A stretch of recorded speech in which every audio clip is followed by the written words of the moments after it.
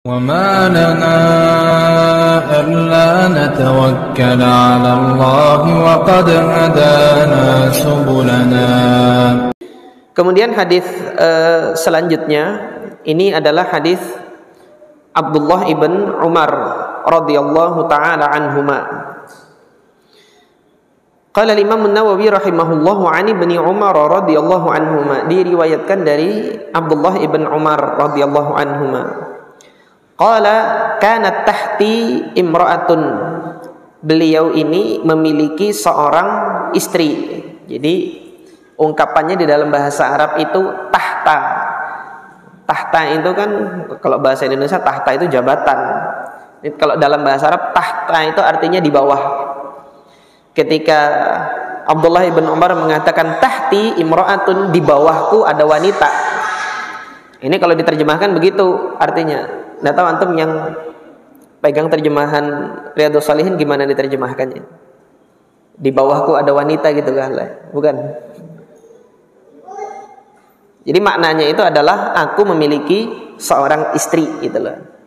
Jadi wanita tersebut berada di bawahku, yaitu berada di bawah kepemilikanku. Karena ikatan pernikahan itu menjadi ikatan untuk memiliki kehalalan terhadap wanita tersebut. Ini ungkapan di dalam bahasa Arab demikian. Sikatnya apa? Abdullah bin Umar punya istri. Wa kuntu uhibbuha, saya sangat mencintai dia. Nah, jadi Abdullah bin Umar radhiyallahu anhuma yang diriwayatkan dari beliau ini satu, beliau menceraikan istrinya, yang kedua beliau mencintai istrinya. Jadi para ulama itu menyampaikan ada dua kemungkinan beliau ini punya dua istri. Satu istri yang pertama itu yang beliau ceraikan bukan ini gitu loh. Tetapi boleh jadi dia adalah satu wanita. Ini pula yang wanita yang dia cintainya dan nanti dia ceraikan juga gitu loh. Ini keterangan dari para ulama syurah, masih ada perbedaan apakah ini istri yang diceraikan di hadis tolaknya Abdullah bin Umar itu atau bukan. Nah, jadi yang jelas beliau menceritakan bahwasanya saya sangat mencintai istri saya ini. Wa kuntu uhibbuha. Wa kana Umar yakrahuha, tetapi bapak saya Umar bin Khattab enggak senang sama istri saya ini. Terjadi enggak hari ini? Di mana mertua enggak senang sama menantu, atau mertua enggak senang sama pilihan anaknya. Saya kira banyak terjadi ya. Di masa Nabi juga terjadi yang seperti itu. Faqala li, maka Umar bin Khattab mengatakan kepada Abdullah bin Umar, "Talliqha, ceraikan itu istrimu itu." Fa abaitu, saya menolak, ya enggak mau saya ceraikan. Saya mencintai dia kok gitu kan. Enggak mau Abdullah bin Umar untuk menceraikannya. Fa'ata Umaru radhiyallahu anhu an-nabiy sallallahu alaihi wasallam. Akhirnya Umar datang kepada Nabi sallallahu alaihi wasallam melaporkan keadaan yang seperti ini. Ini anakku saya suruh ceraikan istrinya tapi dia enggak mau menceraikan istrinya.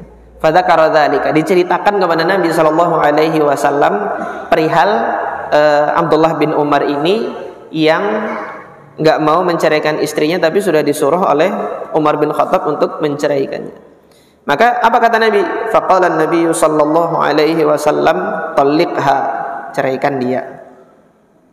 Rawahu Abu Daud, diriwayatkan oleh al-Imam Abu Daud, wa Tirmidzi, dan juga oleh al-Imam At-Tirmidzi, wa qala haditsun hasanun sahih. Ini hadis hasan sahih. Bisa diterima kesahihannya, validitasnya. Sampai di sini menurut antum gimana? Apakah orang tua itu punya wewenang penuh secara mutlak untuk nyuruh anaknya ceraiin nak berdasarkan hadis ini? Oleh karena itu Al-Imam An-Nawawi nanti membawakan hadis setelahnya. Nanti akan kita lihat hadis setelahnya. Jadi sampai di sini ikhwas kalian yang dirahmati oleh Allah Subhanahu wa taala, di sini Nabi memerintahkan Abdullah bin Umar untuk menceraikannya kan? Perintah Nabi kepada Abdullah bin Umar untuk menceraikannya setelah Umar bin Khattab lapor kepada Nabi Shallallahu Alaihi Wasallam, apakah perintah wajib atau perintah sunnah atau perintah anjuran itu tadi. Sunnah, yang dimaksudkan sunnah adalah anjuran. Yang nampak menurut antum, belajar jadi ulama fikih antum. Jadi enggak saya tuntun terus nanti. Itu kan perintah. Perintah itu kan ada dua dalam syariat, yang ada kesan dipaksa dan ada kesan tidak dipaksa. Menurut antum ini dipaksa sama Nabi enggak? Atau ini amrun irsyad, perintah untuk anjuran bahwasanya yang lebih baik bagi kamu wahai Abdullah ibn Umar adalah apa? Ceraikan dia. Atau harga mati, cerai ente. Enggak berani. Di sini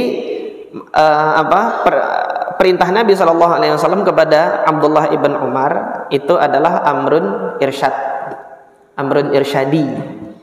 Jadi perintah yang sifatnya itu anjuran, yaitu turuti bapakmu. Nah, gitu. Allah Ta'ala a'lam. Yang nampak di sini bagi saya ini setelah Umar bin Khattab mendatangi Nabi dan bermusyawarah kepada Nabi SAW perihal menantunya itu. Nah, sampai di sini nanti antum jangan dijadikan hadis ini sebagai senjata bagi para mertua yang enggak senang dengan menantunya untuk menentukan kebijakan sepihak. Ini loh, Nabi udah ngomong begini. Ini hadisnya nih jelas nih, ada di sini kan, sahih, disahihkan oleh Al-Imam At-Tirmidzi.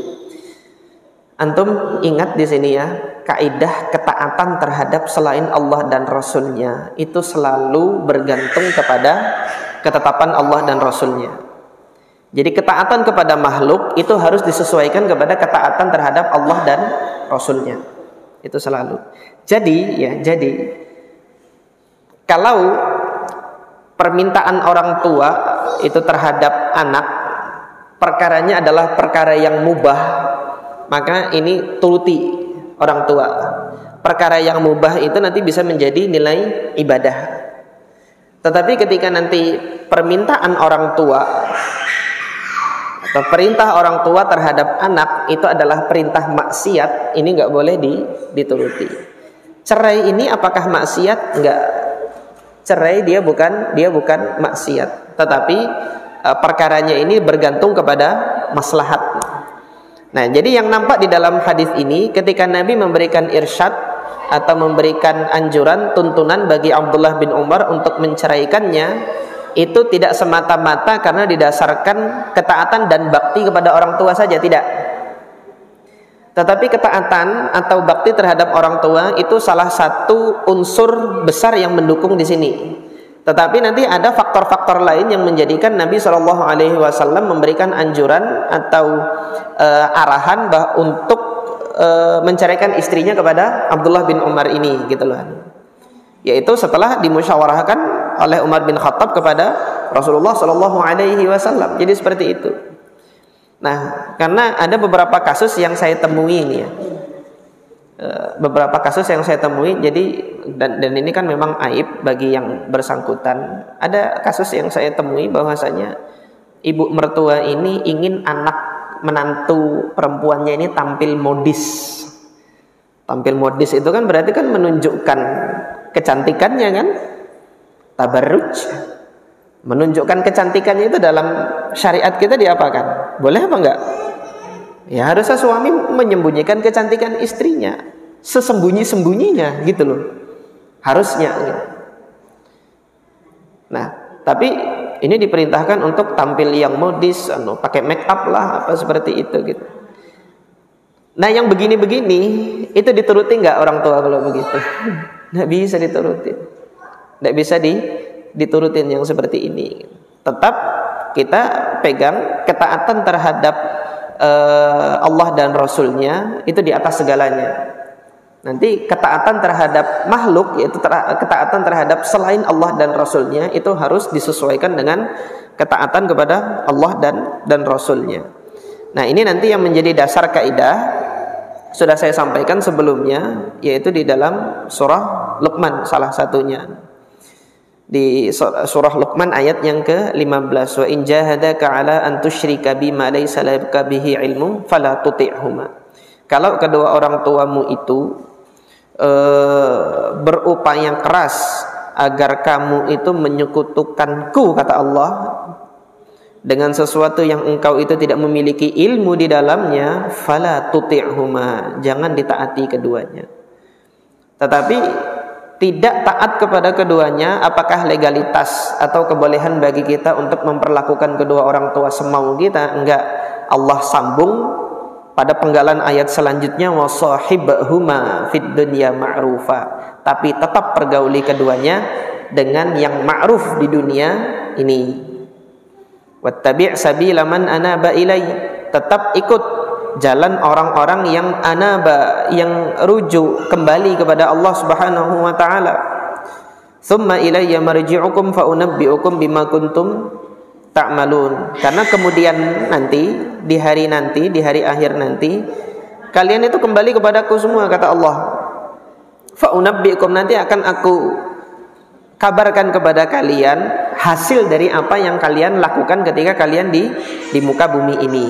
Nah, jadi seperti ini kaidah ini kita ambil satu ketentuan bahwasanya kalau kedua orang tua itu memerintahkan sesuatu yang bertentangan dengan